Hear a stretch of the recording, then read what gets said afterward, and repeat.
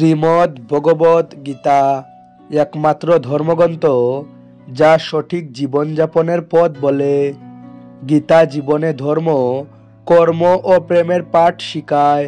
শ্রীমদ্ ভগবদ গীতার জ্ঞান মানব জীবন এবং মৃত্যুর পর জীবনের জন্য উপযোগী মনে করা হয়। গীতা হলো সম্পূর্ণ জীবন দর্শন, আর যে ব্যক্তি গীতার বাণী শ্রবণ করে সে সর্বোত্তম। শ্রীমদ্ ভগবদ গীতায় মোট 18টি অধ্যায় রয়েছে এবং প্রায় 700টি শ্লোক রয়েছে, যা সবার জন্য পড়া একটু কঠিন। তাই আজকের এই বিশেষ ভিডিওতে আমরা শ্রীমদ্ ভগবদ গীতার শ্লোক সম্বন্ধে কথা বলবো, যা শুনে আপনি শ্রীমদ্ ভগবদ গীতার প্রকৃত অর্থ জানতে পারবেন। এই জন্য এই কথাগুলি আপনি অবশ্যই মনোযোগ দিয়ে শুনুন। তো চলুন শোনা যাক। হরে কৃষ্ণ। নিজের মধ্যে ছোট ছোট ভুলগুলিকে ঠিক করে নিন, কারণ একটি ছোট্ট ছিদ্র একটি বড় সামুদ্রিক জাহাজ ডুবানোর জন্য যথেষ্ট।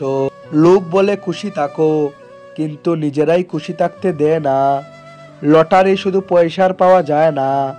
কোনো ভালো মানুষের সঙ্গে সাক্ষাৎ কোনো লটারির থেকে কম নয়। কখনো কখনো আপন লোকেরাই আপন লোকদের এমন ক্ষতি করে যে তারা আপন বলার যোগ্য থাকে না। ভাবনা নতুন রাখুন, কিন্তু সংস্কার পুরনোই ভালো। জীবন যখন নাচায় তখন ঢোলক বাজানোর লোকগুলো আপন লোকই হয়। ঘোড়া প্রথম সেই আসে যার চালক ভালো। একইভাবে পরিবার তখনই আগে চলে যার প্রধান সদস্য বুদ্ধিমান হয়। জীবনে প্রতারিত হলে কষ্ট না পেয়ে খুশি হন, কারণ একজন দুমুখো ব্যক্তির থেকে আপনি মুক্তি পেলেন। পরিবর্তনে ভয় পাবেন না। যদি নিজেকে পরিবর্তন করতে পারেন, তাহলে আপনি পৃথিবীও পরিবর্তন করতে পারবেন।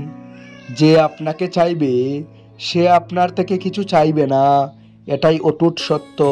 করতে দিন যারা আপনার নিন্দা করে। এমন ছোট কাজ ছোট মনের লোকেরাই করে। যদি আপনার কোনো নিজের লোক আপনাকে ছেড়ে চলে যায়, তাহলে ভেবে নেবেন তাদের স্বার্থ ফুরিয়ে গেছে। আজকাল যে যত শান্ত সে তত বেশি বিপজ্জনক। আজকাল সম্পর্ক প্রজাপতির মতো, জোর করে ধরলে মরে যাবে, আলকা করে ধরলে উড়ে যাবে, ভালোবেসে ধরলে নিজের রং ছেড়ে চলে যাবে। আমি যা বলছি তার জন্য আমি দায়ী, আপনি যা ভাবছেন তার জন্য নয়।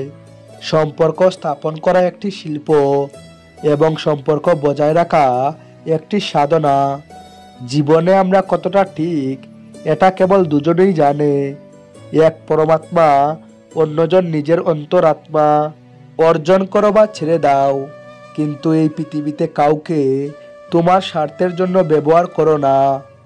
বাবা মাই একমাত্র মানুষ যারা চান তাদের সন্তানরা আমার চেয়ে বেশি সফল হোক।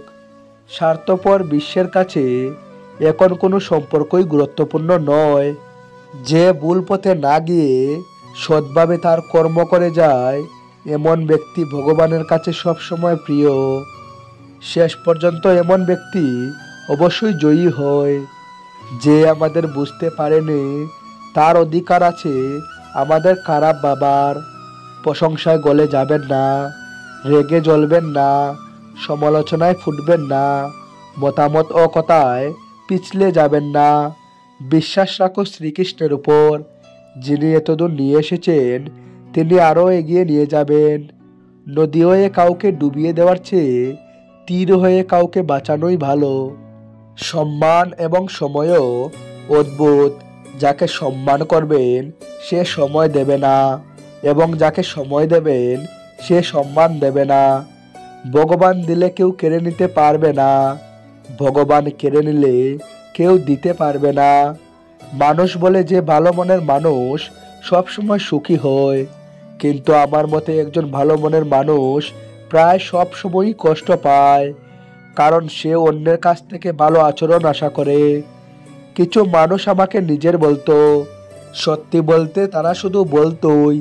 সম্পর্ককে সময় দেওয়া ততটাই গুরুত্বপূর্ণ যতটা গাছকে সময় মতো জল দেওয়া।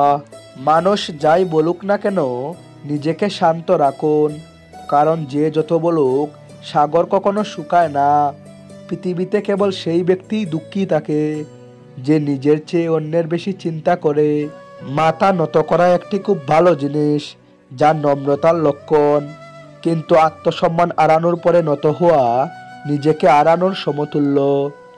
আপনারা বছর পরিবর্তন দেখেছেন, আমরা বছরের পর বছর ধরে মানুষকে বদলে যেতে দেখেছি।